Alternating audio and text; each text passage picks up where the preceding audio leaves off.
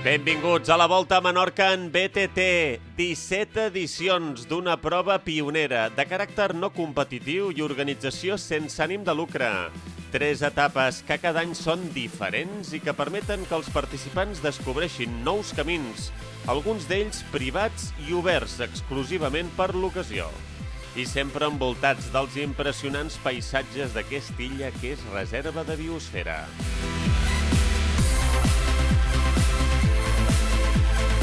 Dijous per la tarda, a la plaça d'Esbord de Ciutadella, es produeix el centre neuràlgic de la família de la Volta a Menorca amb BTT. Hora de recollir els dorsals, retrobar-se amb amics d'edicions anteriors i conèixer nous companys d'aventures. Ja fa uns quants anys que intentant agafar com un tema, i aquest any el tema que hem triat és la dona al món de la bici.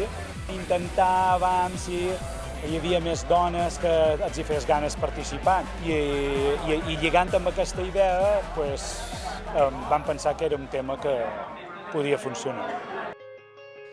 Un tema de màxim interès amb un ple total a la sala Jeroni Marquès del Cercle Artístic de Ciutadella. Al col·loqui sobre la dona en el món del ciclisme hi havia importants referents del ciclisme femení de diverses generacions.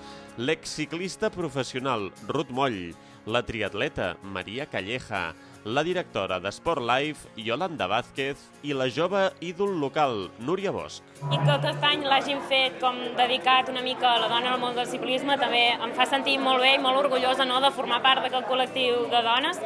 I bueno, a veure avui també la xerrada si agrada o no a la gent. Jo al final he vingut a explicar una mica la meva història, la meva trajectòria i una mica això.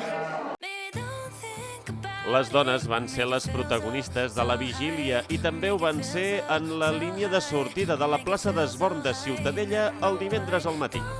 La veritat estic molt contenta perquè no fa gaire que vaig en bicicleta i sí que és veritat que m'he trobat que és un món que hem de treballar bastant en el ciclisme i la dona. Hi ha sobretot moltes botigues, molts temes que estan zero preparats, tenen zero noció de que realment són fisonomies molt diferents, que es visualitzi moltíssim i que estigui tot amb això, més conscienciat, més preparat, a disfrutar-ho tots, que som tots iguals, al final estem aquí per passar-ho bé. Ahora te encuentras a mujeres solas practicando ciclismo en la carretera o en la montaña, algo que era extrañísimo, y en todos los grupos ya hay mujeres, ha cambiado mucho, afortunadamente ha cambiado mucho, ¿no? Y por fin ha canviat. Els més de 500 participants van prendre la sortida a Ciutadella. Pel davant, un exigent recorregut de 67 quilòmetres i quasi 1.400 metres de desnivell que els va portar inicialment cap al nord per abocar-se als penya-segats de Cala Morell. Seguint l'històric camí de cavalls, van poder gaudir de paisatges idíl·lics abans de compartir un generós avituallament a la zona de Cala Pilar. Calia reposar forces per passar a tocar del castell de Sant Àgueda, una fortalesa d'origen musulmà construïda al segle X. A continuació, els participants van descobrir un tram recuperat del camí d'en Kane, al seu pas per Vinimoti. A Ferreries, l'itinerari ja s'encaminava cap al tram final de l'etapa, seguint l'històric camí reial.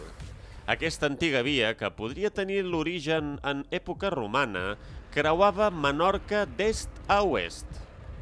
Els ciclistes passaven ben a prop de la Naveta d'Estudons, un dels jaciments talaiòtics més famosos de l'illa, que recentment ha estat reconeguda com a Patrimoni de la Humanitat per la UNESCO. Ciutadella donaven novament la benvinguda al grup per posar punt i final a la primera etapa. Una jornada de molta calor i bastant dura, però que tots els participants van gaudir de principi a fi. Yeah, very good. The heat's unbelievable for October. Normally, in the last few years, it's been a bit cooler, so the heat is difficult for the English people. La veritat que jo m'havien parlat que seria tècnica, però no m'esperava que fos tan tècnica. Però bueno, he disfrutat com una nena petita i amb moltíssimes ganes de demà.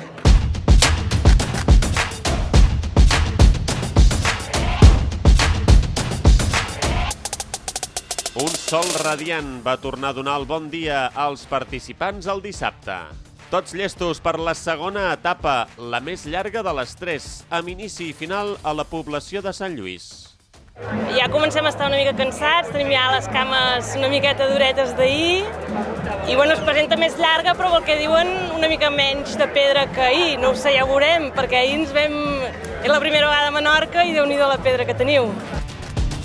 Ah bah venez, vous allez vous éclater, ça va être magnifique, paysage que je répète souvent, et puis une ambiance superbe, une bonne organisation, et bon, il faut venir, ouais, faut venir. També es preparaven per la calorosa jornada els guies voluntaris. A la Volta a Menorca en BTT se'ls anomena les vaques. Avui jo espero una etapa bastant dura perquè hi ha molt de pujada i molt de baixada per al nord i en la calor aquesta serà com ahir bastant dura. Arrencava la segona etapa. Els primers quilòmetres van portar els ciclistes fins a Maó, on van passar per diversos carrers, camí del seu famós port.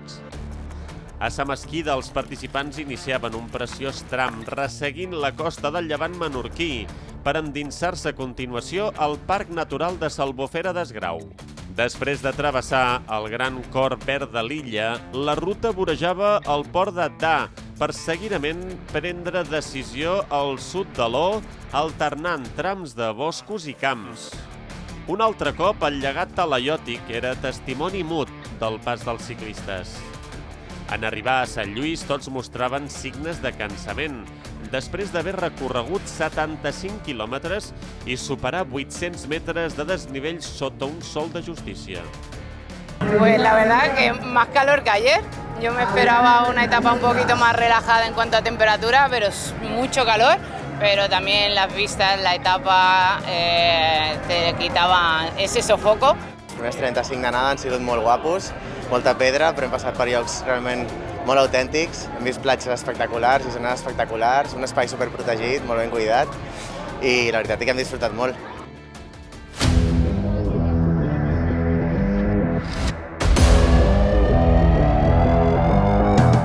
La pluja es va apuntar a la festa a la Volta a Menorca en BTT el darrer dia. La tercera etapa va arrencar al recinte firal d'Es Mercadal, entre paraigües i capelines, i amb les dones en primera fila. En aquesta etapa, a més, hi podien participar els més petits, amb un recorregut específic. La prova vol donar a tots l'oportunitat de descobrir i practicar aquest esport.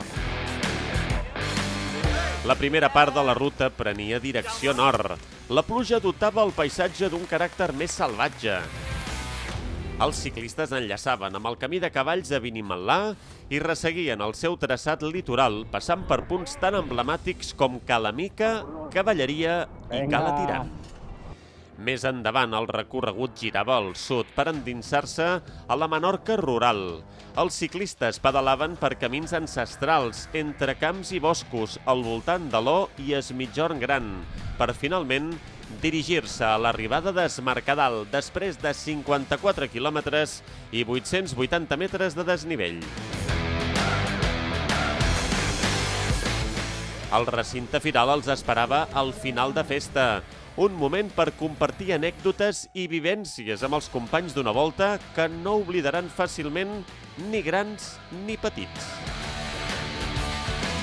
Una experiència que molts els ha descobert una destinació atractiva per la pràctica de la BTT més enllà de la temporada turística.